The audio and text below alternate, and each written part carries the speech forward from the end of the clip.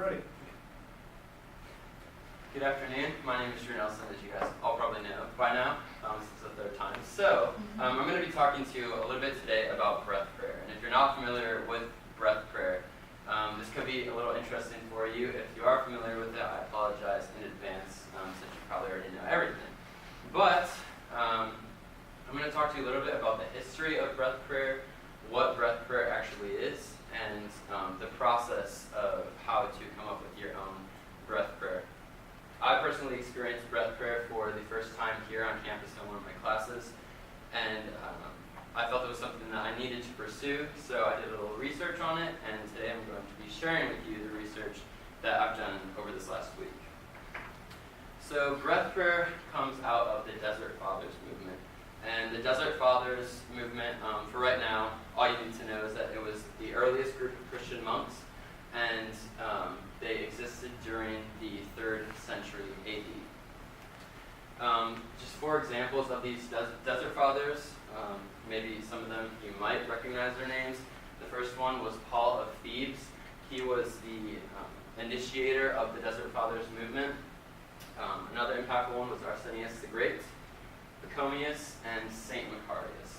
And these are just 4 impactful Desert Fathers. I don't have time to talk about them in this speech, but just know that they did have an impact on this movement. So what exactly did the Desert Fathers do? They focused a lot on asceticism. And asceticism is just denial of all worldly pleasures. Whether that meant like a sexual temptation or a food temptation or any type of temptation that spawns out of being around culture and being a part of this world as broken humans, they denied all worldly pleasures. And part of doing this involved them moving out into the desert, hence the name Desert Fathers. So they moved away from the culture, away from the temptations of society and the world, to be by themselves as a group of people pursuing God in a relationship with the Lord in silence. And along with silence came prayer. Their big focus was on prayer and just talking to God. Their view of prayer was just being aware of God's presence in their life, not necessarily like spending 10 minutes a day just talking to God. It was more of just being aware of His presence all the time. So they viewed prayer as like descending from the mind into the heart, where they could encounter their trials and struggles with God in their heart. So that was another one of their focuses. And then out of this movement came Hesychism, which is a movement of stillness, silence. And so yeah, that pretty much covers the Desert Fathers. So what exactly is breath prayer? Breath prayer comes from Paul's command in 1 Thessalonians to pray without ceasing. Most Christians just assume that this means that we need to pray a lot. But the Desert Fathers and people who practice breath prayer take this literally. Breath prayer is a way to achieve praying without ceasing if you view prayer as being aware of God's presence all the time. So the breath prayer is just a short prayer that you can say in one breath. You can say it in one breath, so obviously it's super short.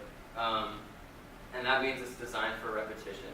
So the more you repeat this prayer to yourself, the more it moves from your mind down to your heart. And once it moves down to your heart, it becomes an outflow of your actions, of your thoughts, of everything you see. It gives you kind of a new lens. It starts to shape your life and your relationship with Jesus and people. And the process to come up with a breath prayer is pretty simple. There's already a lot laid out for us since this has been around since the 3rd century. A lot of like examples of breath prayers. But like to create your own, I guess you could say, you find like the most enduring term that you have for God. So whatever you refer to Him when you pray, and then you come up with a prayer or a declaration of something that you're really lacking in your life, something that you really need in your relationship with God and from Him, and you combine those 2 elements to create your prayer. So for example, mine personally is Abba, I belong to you. Jesus, have mercy on me. Yahweh, Make Me Brave. So those are just some examples to give you a rough idea of what they might look like.